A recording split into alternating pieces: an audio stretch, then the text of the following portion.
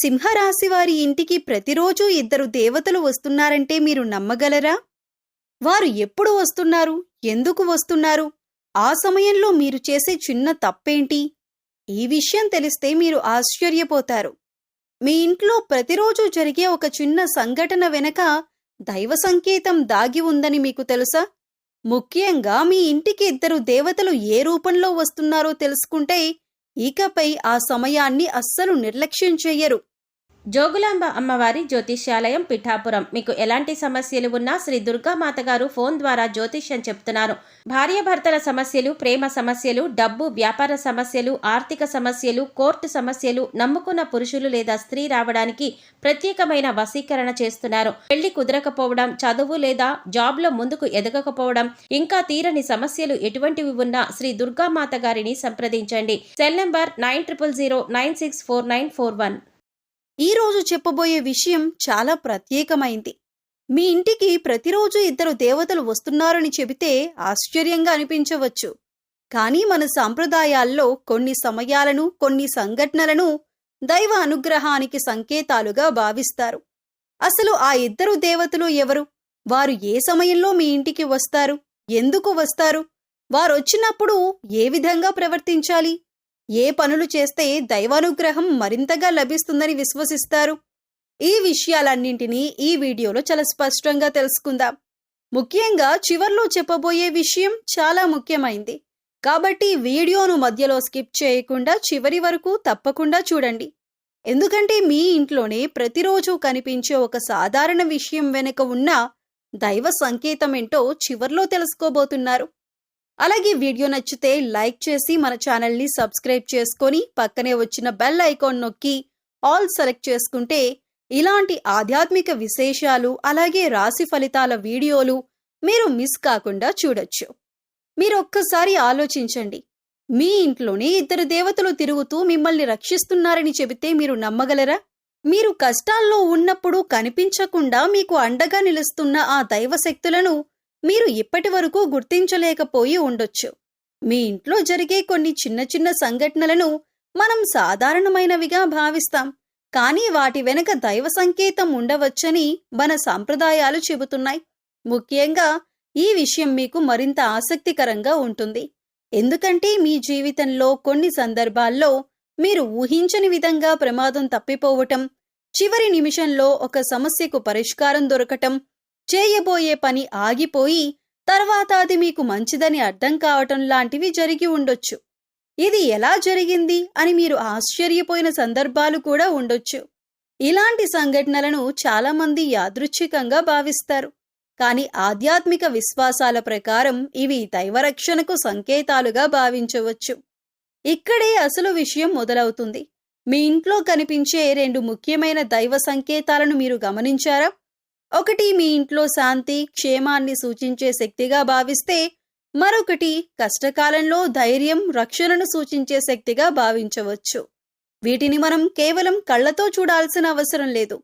దేవతానుగ్రహం అనేది కొన్ని సందర్భాల్లో మనకు ఎదురయ్యే మంచి పరిణామాల రూపంలో కూడా కనిపిస్తుందని పెద్దలు చెబుతారు. మీకు గతంలో రావాల్సిన ఒక అవకాశం చివరి నిమిషంలో దక్కిందా? మీరు వెళ్లాల్సిన చోట ఏదో కారణంతో వెళ్లకుండా ఆగిపోయి తర్వాత అక్కడ ఏదో సమస్య జరిగిందని తెలిసిందా? మీకు సహాయం అవసరమైన సమయంలో ఎక్కడి నుంచో ఒక వ్యక్తి వచ్చి మీకు అండగా నిలిచాడా? ఇలాంటి సందర్భాలను ఒక్కసారి గుర్తు చేసుకోండి. మీ జీవితంలో మిమ్మల్ని కనిపించకుండా కాపాడిన సందర్భాలు ఎన్నో ఉండొచ్చు. అయితే ఈ దైవ అనుగ్రహాన్ని మరింతగా పొందాలంటే ఇంట్లో ఆధ్యాత్మిక వాతావరణాన్ని కాపాడుకోవటం చాలా ముఖ్యం. ఉదయం లేదా సాయంత్రం ఇంటిని శుభ్రంగా ఉంచి దేవుడి ముందు దీపం వెలిగించటం, మనసును ప్రశాంతంగా ఉంచుకోవటం, కుటుంబ సభ్యులతో అనవసరమైన గొడవలకు దూరంగా ఉండటం మంచిది. అన్నింటికంటే ముఖ్యంగా మీ ఇంట్లోకి వచ్చిన వారిని గౌరవించటం, ఆకలితో ఉన్నవారికి ఆహారం అందించటం, మూగ జీవాలకు నీరు పెట్టటం వంటి మంచి పనులు చేయండి. ఎందుకంటే ఈ దైవాన్ని కేవలం దేవాలయంలోనే వెతకాల్సిన అవసరం లేదు. మనం చేసే మంచి పనుల్లో, మనకు లభించే సహాయంలో, కష్ట సమయంలో వచ్చే ధైర్యంలో కూడా దైవానుగ్రహాన్ని అనుభవించవచ్చు. మీ జీవితంలో ఇటీవల వరుసగా కొన్ని అడ్డంకులు వచ్చినా నిరాశ చెందకండి.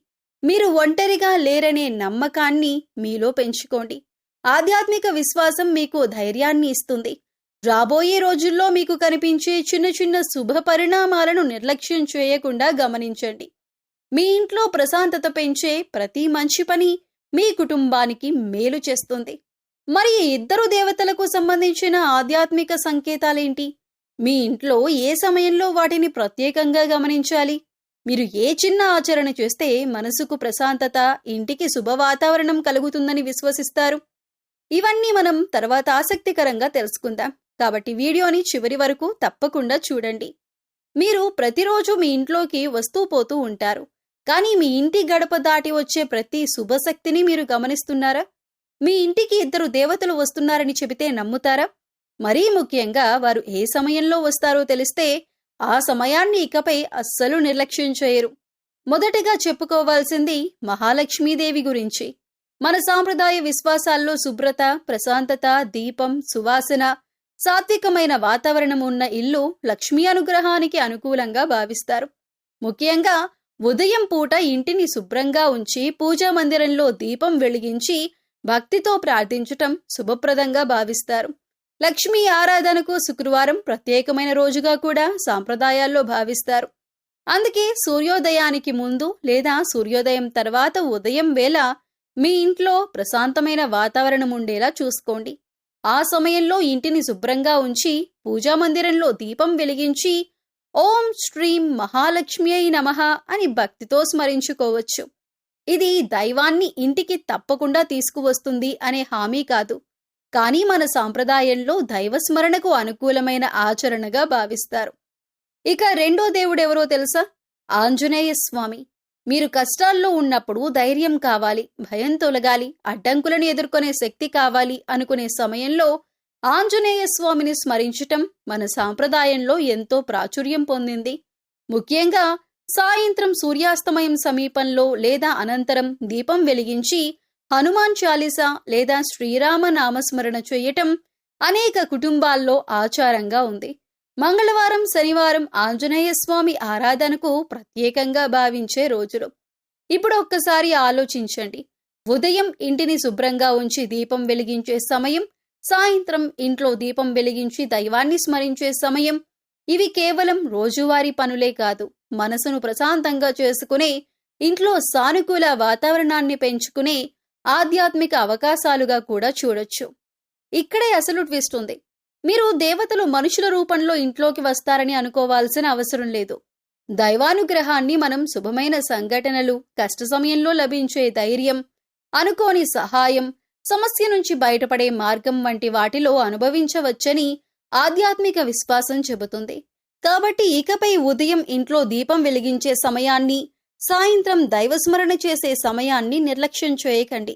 ఇంట్లో అనవసరమైన గొడవలు తగ్గించండి, పెద్దలను గౌరవించండి, అవసరంలో ఉన్నవారికి సహాయం చేయండి, మూగజీవాలకు నీరు లేదా ఆహారం అందించండి. మీ ఇంటి గడప దగ్గర నుంచే శుభాన్ని ప్రారంభించండి. దేవతలను వెతకటం కంటే మన ఇంటిని, మన మనసును దైవస్మరణకు అనుకూలంగా మార్చుకోవటం ముఖ్యమని గుర్తుంచుకోండి. ఒక విషయం మాత్రం గుర్తుంచుకోండి. మీ ఇంట్లో దైవానుగ్రహం లేదని కాదు, మీరు గమనించకుండా చేస్తున్న కొన్ని చిన్న చిన్న తప్పుల వల్ల ఆ శుభ వాతావరణం దెబ్బతింటుందని మన సాంప్రదాయ విశ్వాసాలు చెబుతున్నాయి. మీరు ప్రతిరోజు చేసే కొన్ని సాధారణ పనులే ఇంట్లో సానుకూలతను తగ్గించవచ్చు. ముఖ్యంగా మీ ఇంటికి లక్ష్మీదేవి, ఆంజనేయ స్వామి అనుగ్రహం ఉందని విశ్వసించేవారు ఈ విషయాలను తప్పకుండా తెలుసుకోవాలి. మొదటి తప్పు ఇంటిని అపరిశుభ్రంగా ఉంచటం. ముఖ్యంగా గడప, పూజా మందిరం, వంటగది ప్రాంతాల్లో చెత్తను పేరుకుపోనివ్వకండి. ఉదయం లేచిన వెంటనే ఇల్లు అస్తవ్యస్తంగా ఉండటం, పూజా మందిరంలో పాత పూలు, ఎండిపోయిన మాలలు అలాగే ఉంచటం వంటి వాటిని నివారించటం మంచిది. శుభ్రత ఉన్న చోటే సానుకూలమైన వాతావరణం ఏర్పడుతుందని మన పెద్దలు చెబుతారు. రెండవ తప్పు, సాయంత్రం దీపం వెలిగించే సమయంలో ఇంట్లో గొడవలు పెట్టుకోవటం. ఆ సమయంలో కోపంగా మాట్లాడటం, ఒకరినొకరు అవమానించుకోవటం, ప్రతికూలమైన మాటలు మాట్లాడటం ఇంటి ప్రశాంతతను దెబ్బతీస్తుంది. అందుకే సాయంత్రం కొద్దిసేపైనా ఇంట్లో ప్రశాంతమైన వాతావరణాన్ని ఉంచండి. దీపం వెలిగించి దైవస్మరణ చెయ్యండి. మూడవ తప్పు, అన్నం, నీరు వృధా చేయటం. మన సంప్రదాయంలో అన్నాన్ని ఎంతో పవిత్రంగా భావిస్తారు. అవసరమైనంత మాత్రమే తీసుకొని తినండి. ఆకలితో ఉన్న వ్యక్తికి ఆహారం అందించటం, మూగజీవాలకు నీరు పెట్టటం వంటి మంచి పనులు చేయటం ద్వారా మనలో దయ, కరుణ పెరుగుతాయి. 4వ తప్పు, ఇంట్లోకి వచ్చిన పెద్దలను లేదా అవసరంలో ఉన్నవారిని నిర్లక్ష్యం చేయటం. మన ఇంటికి వచ్చిన ప్రతి వ్యక్తిని దేవుడిగా భావించాలి అనే భావన మన సంస్కృతిలో ఉంది. అందరినీ ఒకే విధంగా చూడాల్సిన అవసరం లేకపోయినా కనీస గౌరవం మాత్రం ఇవ్వటం మంచిది. ఇంకో ముఖ్యమైన విషయం, పూజ చేస్తూ కేవలం కోరికలను కోరటం మాత్రమే కాకుండా కృతజ్ఞత కూడా చెప్పండి. నాకు ఇది ఇవ్వాలి, అది జరగాలి అని మాత్రమే కాకుండా ఇప్పటి వరకు లభించిన దానికి ధన్యవాదాలు చెప్పండి. భక్తిలో కృతజ్ఞత చాలా ముఖ్యమైనది. అలాగే ఆంజనేయ స్వామిని స్మరించేవారు కోపాన్ని అదుపులో పెట్టుకోవటానికి ప్రయత్నించాలి. ఎందుకంటే దేవుడి ముందు దీపం వెలిగించి బయటకు వచ్చి అదే కోపంతో ఇతరులను బాధ పెట్టడం వల్ల ఆధ్యాత్మిక ఆచరణ యొక్క అసలు ఉద్దేశం నెరవేరదు. ఇక్కడ ఒక విషయాన్ని స్పష్టంగా గుర్తుంచుకోండి. దేవతలు నిజంగా ఇంట్లోకి వచ్చి అసంతృప్తిగా వెళ్లిపోతున్నారని నిర్ధారితంగా చెప్పటం కాదు. ఇవన్నీ మన సాంప్రదాయ విశ్వాసాలు, ఆధ్యాత్మిక భావనలు. అయితే వాటి ద్వారా మనం నేర్చుకోవాల్సిన విషయం మాత్రం చాలా విలువైనది. ఇంటిని శుభ్రంగా ఉంచటం, ప్రశాంతంగా ఉండటం, దయగా మాట్లాడటం, అన్నాన్ని గౌరవించటం, పెద్దలను గౌరవించటం, అవసరంలో ఉన్నవారికి సహాయం చేయటం. కాబట్టి ఇకపై ఈ చిన్న తప్పులను సరిదిద్దుకోండి. ఉదయం, సాయంత్రం కొద్దిసేపు దైవస్మరణకు కేటాయించండి. మీ ఇంట్లో శాంతి, ప్రేమ, సానుకూలత పెరిగేలా చూసుకోండి. ఎందుకంటే దైవానుగ్రహం కోసం మనం చేసే గొప్ప పరిహారం మన ప్రవర్తనలో మంచి మార్పు తీసుకురావటమే. మీ ఇంట్లో దైవానుగ్రహం ఉండే సమయాల్లో మనకు తెలియకుండానే చేసే కొన్ని చిన్న తప్పులు ఇంట్లోని ప్రశాంతతను దెబ్బతీయవచ్చు. ఇవి దేవతలు నిజంగా ఇంట్లో సంచరిస్తున్నారని నిర్ధారించే విషయాలు కావు. మన సాంప్రదాయ విశ్వాసాల ప్రకారం శుభ సమయాల్లో పాటించాల్సిన ఆచరణలుగా చూడాలి. మరి ఆ తప్పులేంటి, వాటిని ఎలా సరిచేసుకోవాలో ఇప్పుడు తెలుసుకుందాం. మొదటిది, గడపను నిర్లక్ష్యం చేయటం. గడపను అపరిశుభ్రంగా ఉంచటం, చెత్తను అక్కడే వదిలివేయటం మంచిది కాదని మన పెద్దలు చెబుతారు.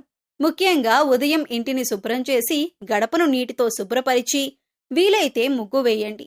ఇలా చేయటం వల్ల ఇంట్లో పరిశుభ్రతతో పాటు మంచి వాతావరణం ఏర్పడుతుంది. రెండవది, పూజా మందిరాన్ని నిర్లక్ష్యం చేయటం. పాత పూలు, ఎండిపోయిన దండలు, ఖాళీగా ఉన్న నూనె దీపాలు అలాగే ఉంచకండి. ప్రతిరోజు పూజా స్థలాన్ని శుభ్రంగా ఉంచి వీలైనంత వరకు ఉదయం లేదా సాయంత్రం దీపం వెలిగించండి. పూజ చేయటానికి ఎక్కువ సమయం లేకపోయినా కొన్ని నిమిషాలు ప్రశాంతంగా కూర్చొని దైవస్మరణ చేయటం మంచి అలవాటు. మూడవది, దేవుడిని స్మరించే సమయంలో ఇంట్లో గొడవలు పెట్టుకోవటం. ముఖ్యంగా సాయంత్రం దీపం వెలిగించే సమయంలో కోపంతో మాట్లాడటం, కుటుంబ సభ్యులను అవమానించటం, పెద్దగా అరవటం వంటివి తగ్గించండి. కోపం వచ్చినప్పుడు వెంటనే స్పందించకుండా కొద్దిసేపు మౌనంగా ఉండండి. అవసరమైతే ఆ విషయాన్ని తర్వాత ప్రశాంతంగా మాట్లాడి పరిష్కరించుకోండి. నాలుగవది, అన్నం, నీటిని వృధా చేయటం.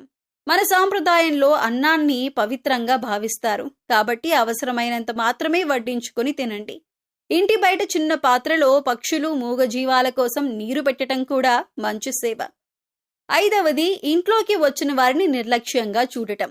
ప్రతి ఒక్కరిని సంతోషపెట్టాల్సిన అవసరం లేదు, కానీ కనీస గౌరవంతో మాట్లాడటం మాత్రం మన సంస్కారంలో భాగం.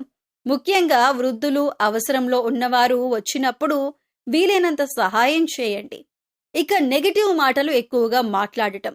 నాకు ఏదీ కలిసి రావటం లేదు, నా జీవితంలో మంచిది జరగదు అని పదే పదే చెప్పటం మన ఆలోచనలను మరింత ప్రతికూలంగా మార్చవచ్చు. దానికి బదులుగా సమస్య ఉన్నా నేను ప్రయత్నిస్తాను, పరిష్కారం దొరుకుతుంది అనే ధైర్యమైన ఆలోచన పెంచుకోండి. దైవారాధనను కేవలం కోరికలు తీర్చుకోవడానికి మాత్రమే పరిమితం చేయకుండా దేవుణ్ణి స్మరించినప్పుడు ముందుగా కృతజ్ఞత చెప్పండి. మీకు లభించిన ఆరోగ్యం, కుటుంబం, ఆహారం, అవకాశాలకు ధన్యవాదాలు చెప్పండి. ఈ మార్పులు చేయటానికి పెద్ద పరిహారాలు అవసరం లేదు.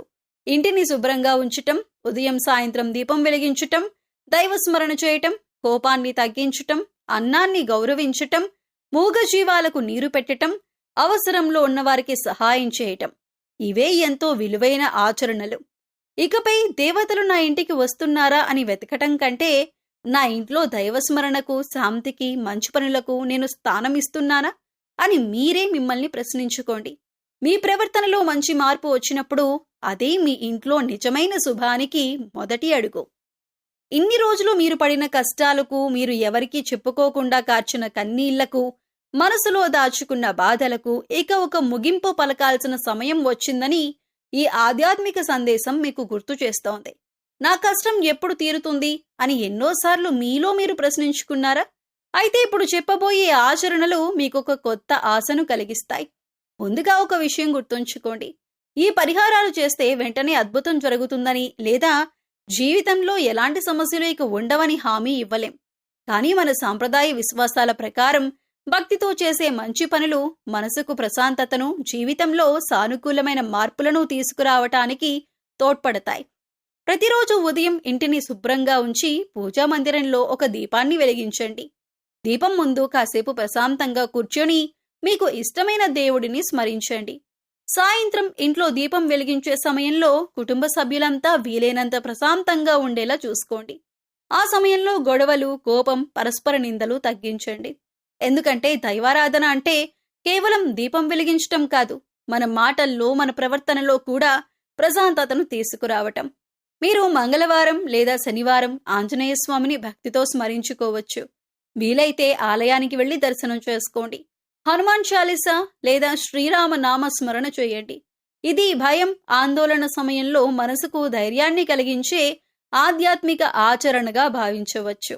శుక్రవారం లక్ష్మీదేవిని స్మరించుకుని ఇంటిని శుభ్రంగా ఉంచి దీపం వెలిగించండి. ఇంట్లో ఉన్న ఆహారాన్ని వృధా చేయకుండా గౌరవించండి. వీలైనప్పుడు అవసరంలో ఉన్నవారికి ఆహారం అందించండి.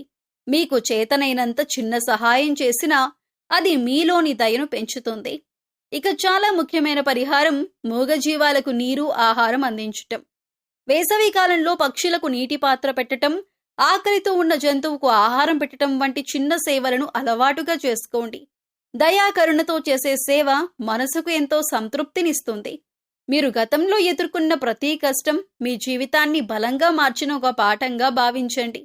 మీరు కార్చిన ప్రతి కన్నీటికి ప్రపంచం వెంటనే సమాధానం ఇవ్వకపోయినా మీలో పెరిగిన ధైర్యమే ఒకరోజు మీకు గొప్ప ఫలితాన్ని అందించవచ్చు. ఇకపై భయంతో కాదు, నమ్మకంతో ముందుకు నడవండి.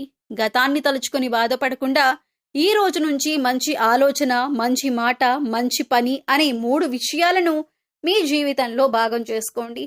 మీరు ఈ పరిహారాలను భక్తితో, నియమంతో చేసుకుంటూ మీ ప్రయత్నాలను కూడా కొనసాగిస్తే అడ్డంకులను ఎదుర్కొనే మీ శక్తి పెరుగుతుంది. ఇన్ని రోజులు మీకు కన్నీళ్లు తెప్పించిన పరిస్థితులే రేపు మీ విజయానికి కారణమయ్యే రోజులు రావాలని కోరుకుందాం. మీ జీవితంలో ప్రశాంతత, ధైర్యం, శుభపరిణామాలు పెరగాలని మనస్ఫూర్తిగా ప్రార్థిద్దాం. ఇక గుర్తుంచుకోండి, దైవాన్ని నమ్మండి, మంచి పనిని కొనసాగించండి. మీ ప్రయత్నాన్ని మాత్రం ఎప్పుడూ ఆపకండి. మీలో ఉన్న ఆశే మీ జీవితంలో కొత్త మార్పుకు మొదటి అడుగు. ఒక్కసారి ఆలోచించండి, మీ ఇంట్లో దైవానుగ్రహం ఉందని నమ్ముతున్నప్పుడు మీ చేతుల్లోకి వచ్చే అవకాశాలను మీరు స్వయంగా దూరం చేసుకుంటున్నారా? మీ ఇంటికి వస్తున్న దైవశక్తి అనుగ్రహంతో ధనాభివృద్ధికి మార్గాలు తెరుచుకునే అవకాశం ఉన్నా మీరు చేస్తున్న ఒక చిన్న పొరపాటు మాత్రం మీకు తెలియకుండానే అడ్డంకిగా మారుతుందేమో. అసలు ఆ పొరపాటేంటో తెలుసా? మీకొచ్చిన డబ్బును నిలుపుకోకుండా, ఆలోచన లేకుండా ఖర్చు చేయటం. కొంతమంది ఎంత సంపాదించినా నెలాఖరుకు చేతిలో ఏమీ మిగలదు. అవసరం ఉన్నా లేకపోయినా కొనటం, ఇతరులను చూసి ఖర్చు చేయటం, చిన్న చిన్న విషయాలకు పదే పదే డబ్బు వెచ్చించటం, ఇలా తెలియకుండానే ఆదాయం కంటే ఖర్చు పెరిగిపోతుంది. అయితే ఇకపై మీరు చేయాల్సింది చాలా సులభం. ప్రతి నెల మీకు ఆదాయం వచ్చిన వెంటనే మొత్తం డబ్బును ఖర్చు చేయకుండా ముందుగా కొంత మొత్తాన్ని పొదుపు కోసం పక్కన పెట్టండి. ఎంత చిన్న మొత్తమైనా సరే నియమంగా పొదుపు చేయటం అలవాటు చేసుకోండి. మిగిలిన డబ్బును అవసరాలకు ఉపయోగించుకోండి. ఆకస్మికంగా వచ్చే ఖర్చుల కోసం కూడా కొంత మొత్తాన్ని ఉంచుకోండి. అలాగే డబ్బు వచ్చినప్పుడు గర్వపడకండి, డబ్బు లేనప్పుడు నిరాశ చెందకండి. సంపద అనేది కేవలం ఎక్కువ డబ్బు ఉండటం కాదు, దాన్ని సరిగ్గా ఉపయోగించే జ్ఞానం ఉండటం కూడా సంపదే. మీరు చేస్తున్న ఈ ఒక్క పొరపాటును సరిచేసుకుని పొదుపు, క్రమశిక్షణ, దైవస్మరణ, మంచి పనులు అనే 4 విషయాలను పాటిస్తే మీ జీవితంలో ఆర్థిక స్థిరత్వానికి మంచి పునాది ఏర్పడుతుంది. ఈ రోజు నుంచి ఆ ఒక్క పొరపాటును వదిలేయండి. డబ్బును గౌరవించండి. అవసరమైన చోట ఖర్చు చేయండి, కొంత పొదుపు చేయండి, మంచి పనులకు కొంత భాగాన్ని ఉపయోగించండి. ఇన్ని రోజులు మీరు ఎంత ఓర్పుగా ఉన్నారో, ఎన్ని పరిస్థితులు ఎదురైనా వెనక్కి తగ్గకుండా ముందుకు సాగారో మీకు తెలుసు. అందుకే ఇప్పుడు మీ జీవితంలో దైవానుగ్రహానికి అనుకూలమైన సమయం వచ్చిందని ఆధ్యాత్మిక విశ్వాసంగా భావించవచ్చు. ఎవరితోనూ చెప్పుకోలేని బాధలను మనసులోనే దాచుకున్నారు. ఎన్నో సందర్భాల్లో కన్నీళ్లు వచ్చినా కుటుంబం కోసం, మీ భవిష్యత్తు కోసం మౌనంగా భరించారు. మీరు ఎదుర్కొన్న ప్రతి కష్టం మీలో ధైర్యాన్ని పెంచింది. ప్రతి నిరాశ మీకు ఒక పాఠాన్ని నేర్పింది. ఇప్పుడు అదే అనుభవం రాబోయే రోజుల్లో మంచి నిర్ణయాలను తీసుకోవటానికి మీకు సహాయపడుతుంది. మీరు ఇన్ని రోజులు ఓర్పుతో నడిచారు కాబట్టే ఇప్పుడు మీ జీవితంలో ఆశను పెంచుకునే సమయం వచ్చింది. మీ కన్నీళ్ల స్థానంలో ఆనందం రావాలని, మీ కష్టాలకు మంచి ఫలితం లభించాలని మనస్ఫూర్తిగా కోరుకుంటున్నాం. ఈ వీడియోలో మేము చెప్పిన విషయాలు మీకు నచ్చి మీ మనసుకు కనెక్ట్ అయితే ఓం శ్రీ మాత్రే నమః అని కామెంట్లో ఒక్కసారి రాయండి. ఈ మాట మీకు మాత్రమే కాదు, మీ కుటుంబానికి కూడా శుభం కలగాలని కోరుకునే ఒక మంచి సంకల్పంగా భావించండి.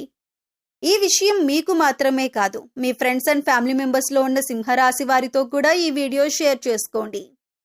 మీ ఒక్క షేర్ వాళ్లకు కూడా ఒక మంచి ఆశను కలిగించవచ్చు. ఇలాంటి ఆధ్యాత్మిక విషయాలు, రాశి ఫలాలు, దైవ సందేశాలు ప్రతిరోజు మీ ముందుకు రావాలంటే మన ఛానల్ను సబ్స్క్రైబ్ చేసి పక్కనే ఉన్న గంట గుర్తును నొక్కటం మాత్రం మర్చిపోవద్దు. మళ్ళీ మరో అద్భుతమైన విషయంతో కలుద్దాం. అప్పటి వరకు దైవాన్ని నమ్మండి, మంచిని ఆచరించండి, ధైర్యంగా ముందుకు సాగండి. ఓం శ్రీ మాత్రే నమః. జై శ్రీరామ్.